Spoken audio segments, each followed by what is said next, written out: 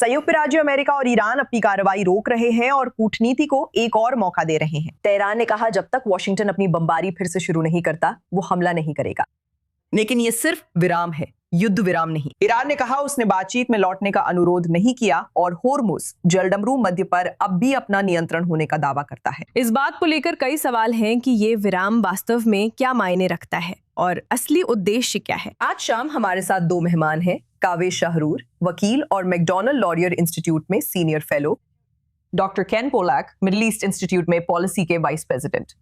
सज्जनों, आप दोनों का धन्यवाद कि आज शाम i24 न्यूज पर मेरे साथ जुड़े। केन, मैं आपसे शुरू करना चाहती हूं क्योंकि वॉशिंगटन का कहना है कि उसने कूटनीति को जगह देने के लिए हमलों को रोका है, लेकिन नौसैनिक नाकेबंदी का क्या? ईरान का दावा है कि वो अब भी होर्मुज जलडमरू मध्य को नियंत्रित करता है। उसका कहना है कि उसने तो बातचीत या वार्ता के लिए अब तक अनुरोध भी नहीं किया है। क्या इस बीच ईरानी बंदरगाहों पर अमेरिकी नाकेबंदी बनी रहेगी? ऐसा कोई संकेत नहीं है कि ये नहीं होगा, लेकिन फिर भी व्हाइट हाउस सचमुच चाहता है कि युद्ध विराम फिर से लागू हो।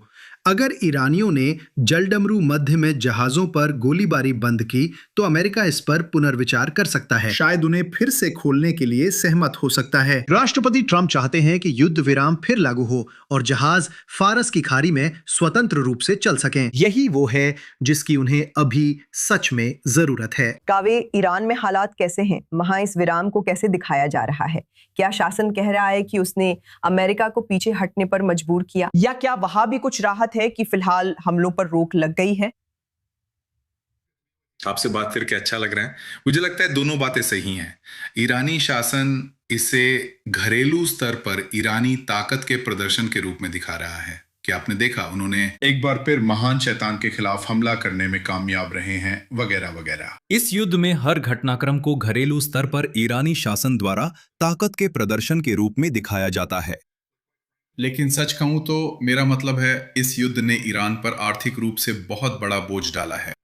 सैन्य रूप से भी ये ईरान के शासन के लिए उसकी डींगों के बावजूद बहुत विनाशकारी रहा है। और इसलिए मुझे लगता है कि आप जानते हैं, ईरानी लोगों के बीच निश्चित रूप से मुझे लगता है कि खासकर वे लोग जो दक्षिण में रहते हैं और जो बमबारी का शिकार हो रहे हैं, वे राहत महसूस कर रहे हैं कि लड़ाई में विराम आया है।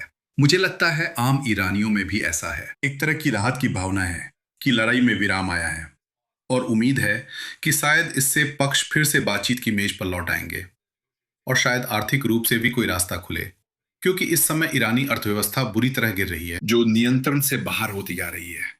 खैर केन, जब भी बातचीत दोबारा शुरू करने की बात आती है, वॉशिंगटन शासन से क्या चाहता है? एक और एमओयू जिस पर ईरान हस्ताक्षर तो कर सकता है लेकिन शायद उसे माने नहीं। अगर वे कूटनीति चाहते हैं तो वॉशिंगटन को इस बार अलग होने का भरोसा दिलाने के लिए कौन सी गारंटी चाहिए? देखिए, यही बड़ी उलझन है जिसका सामना राष्ट्रपति ट्रंप कर रहे हैं। वे इस युद्ध में कुछ खास लक्ष्य लेकर आए थे, जैसे कि ऐसा परमाणु समझौता जो गारंटी दे कि ईरान कभी परमाणु हथियार नहीं बनाएगा। और याद रखिए, वो दावा करना चाहते हैं कि ये समझौता राष्ट्रपति ओबामा द्वारा हस्ताक्षरित संयुक्त व्यापक कार्य योजना से बेहतर है। उन्हें दिखाना होगा कि ये सब सार्थक था। वो चाहते हैं कि ईरान की बैलिस्टिक मिसाइलों का भंडार भी इसमें शामिल हो।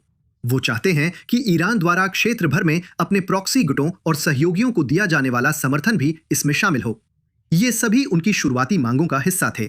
और इसके अलावा जाहिर है शासन परिवर्तन की मांग भी, जो अब बिल्कुल ही चर्चा से बाहर हो चुका है। लेकिन इसके अलावा आप जानते हैं, अब उनके सामने एक और बड़ी जटिलता है कि उन्हें जलडमरू मध्य को फिर से खोलना होगा।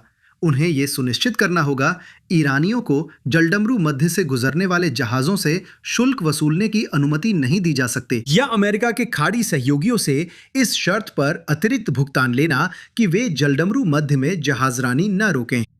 ये एक बड़ा एजेंडा है और ये स्पष्ट नहीं है कि कावे द्वारा बताए गए आर्थिक नुकसान के बावजूद ट्रंप के पास वैसा कोई दबाव नहीं है जैसा कि उन्हें इसका आधा भी हासिल करने के लिए चाहिए होगा। और यही वजह है कि हम इसमें फंसे हुए हैं। आप जानते हैं, इस सीजफायर जैसी इस नरक की स्थिति में ना तो असली जंग है, ना ही असली शांति। ये अधर में लटका हुआ हाल, क्योंकि राष्ट्रपति ट्रंप ये समझ नहीं पा रहे हैं कि वो जो चाहते हैं उसे कैसे हासिल करें और इससे बाहर निकलें। लेवरेज से आपका क्या मतलब है केन? ऐसा कौन सा दबाव है जो एक ऐसे शासन पर असर करेगा जिसका मुख्य लक्ष्य सिर्फ बचना है? हाँ, मेरा मतलब है आपके पास था। जानते हैं, आपने ये सवाल कवे से पूछा था, लेकिन मुझे लगता है हम सब ने देखा है कि ये बेहद मुश्किल होने वाला है।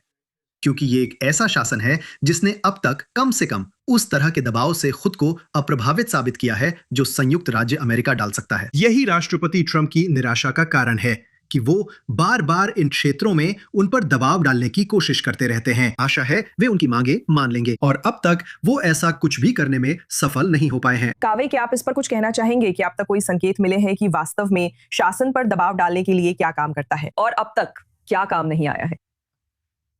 परंपरागत रूप से मुझे लगता था कि शासन पर सिर्फ सैन्य बल ही असर करता है, लेकिन सच कहूं तो उन्होंने जिस तरह जलदमरू मध्य नियंत्रित किया है, संयुक्त राज्य अमेरिका और इजराइल का ईरान की सेना पर हावी न हो पाने के बाद यह जानना वाकई मुश्किल है। मैं डॉक्टर पोलॉक से पूरी तरह सहमत हूं। असल में क्या काम करता है ये जानना भी कठिन है। ईरान का शासन, जो कि एक भयानक तानाशाही है, अपने ही नागरिकों की परवाह नहीं करता और अपने नागरिकों पर आर्थिक रूप से थोपी गई तकलीफ की भी परवाह नहीं करता। मेरा मानना है कि असल में जो मुख्य चीज संयुक्त राज्य अमेरिका पेश कर सकता है, और मैं चाहता हूं कि उन्हें यह पेशकश न की जाए, वो है ईरान के साथ संबंधों को सामान्य बनाना। अगर ईरानी वार्ताकार इसे स्वीकार करने के लिए तैयार हों, ईरान को फिर से विश्व अर्थव्यवस्था में शामिल होने देना और उसकी गतिविधियों को जारी रखने देना अमेरिका के लिए गंभीर समस्या और इजराइल के लिए अस्तित्व संकट है। तो मैं सच में नहीं देख पा रहा हूं कि यहाँ कौन से ऐसे साधन हैं जिनके साथ राष्ट्रपति ट्रंप काम कर सकते हैं। ये एक बहुत बहुत कठिन स्थिति है जो राष्ट्रपति ट्रंप ने अपने लिए बना ली है। साफ तौर पर। तो आप दोनों से एक और सवाल फिर। केंडल, मैं आपसे शुरू करूंगी। आपको क्या लगता है कि जो विराम हम अभी देख रहे हैं वो वास्तव में कितने समय तक चल सकता है? आपके हिसाब से सबसे संभावित कारण क्या हो सकता है जिससे दोनों पक्ष फिर से सीधे संघर्ष में लौट सकते हैं? तो सबसे पहले मैं बस यही कहना चाहता हूं कि मैं कावे ने जो कुछ भी कहा उसका पूरी तरह समर्थन करता हूं। मुझे लगता है कि उनके सभी तर्क बिल्कुल सही हैं और इसी वजह से ये बहुत लंबे समय तक चल सकता है। निकोल, मेरा मतलब है, मैं इसे इस तरह कहूंगा, मुझे संदेह है कि हम राष्ट्रपति ट्रंप को अमेरिका के मिड टर्म चुनावों के बीच किसी समय सैन्य तनाव बढ़ाने की कोशिश करते हुए देखेंगे। मुझे लगा हम उसी के लिए तैयार हो रहे हैं। ऐसा लगता है कि उन्होंने पीछे हटने का फैसला किया है, लेकिन मुझे हैरानी नहीं होगी अगर अगस्त में कभी या शायद मिड टर्म्स के समय वो तनाव बढ़ाने की कोशिश करेंगे और उम्मीद करेंगे कि इससे उन्हें वो दबाव बनाने की क्षमता मिल जाए जिसकी उन्हें जरूरत है। ईरानी शासन को पीछे हटने के लिए मनाने की कोशिश करेंगे, लेकिन फिर भी मुझे नहीं लगता कि ऐसा होने की संभावना है। मुझे लगता है कि हम मध्यावधि चुनावों का दौर पार कर लेंगे। उसके बाद फिर ये ट्रंप के लिए एक सवाल बन जाता है कि ठीक है, अगर मैं मध्यावधि चुनावों का दौर पार कर चुका हूं तो आप जानते हैं इस समय मुझे इसकी आखिर कितनी सख्त जरूरत है। तो फिर हम इस स्थिति में लंबे समय रह सकते हैं। ऐसी कोई चीज नहीं है जिस पर मैं ध्यान केंद्रित कर सकूं। एक चीज जिस पर लोग ध्यान केंद्रित कर रहे थे वो थे मध्यावधि चुनाव। मुझे लगता है कि अब ये ज्यादा संभव नहीं लगता कि वो कोई दबाव पैदा करने वाला कारक बनेगा। कावे, इस ठहराव पर आपका नजरिया क्या है जो हम देख रहे हैं? मुझे लगता है कि हम तनाव में बढ़ोतरी और अधिक MOU या लड़ाई में रुकावटें देखेंगे। साफ तौर पे कहूं तो मुझे नहीं लगता कि हम पूरी तरह से युद्ध की स्थिति में वापस जाएंगे, क्योंकि मुझे नहीं लगता कि किसी भी पक्ष के पास पूरी तरह से युद्ध करने का कोई प्रोत्साहन है। ये राष्ट्रपति ट्रंप के लिए बहुत अलोकप्रिय युद्ध है और जैसा कि मैंने पहले बताया, ईरानियों ने इसके लिए वास्तव में काफी भारी कीमत चुकाई है। तो मुझे नहीं लगता कि वे भी पूरी तरह से युद्ध में लौटना चाहेंगे, लेकिन साथ ही यह समझना बहुत मुश्किल है कि वे इसे कैसे बातचीत से सुलझाएंगे। मुझे लगता है कि आखिरकार वे किसी न किसी तरह के शांति समझौते पर पहुंचेंगे। यह कब होगा, क्या यह मध्यावधि चुनावों से पहले होगा या बाद में, मैं ठीक नहीं कह सकता। मुझे लगता है कि वहां पहुंचने तक कई बार संघर्षों में विराम और फिर से शुरू होना होगा। कावे शारूर और डॉक्टर केंट पोलाक, आप दोनों ने मध्य पूर्व में चल रहे युद्ध की वर्तमान स्थिति पर बहुत अच्छी जानकारी दी है। इस चर्चा में मेरे साथ शामिल होने के लिए आप दोनों का बहुत बहुत धन्यवाद। मुझे खुशी हुई, धन्यवाद।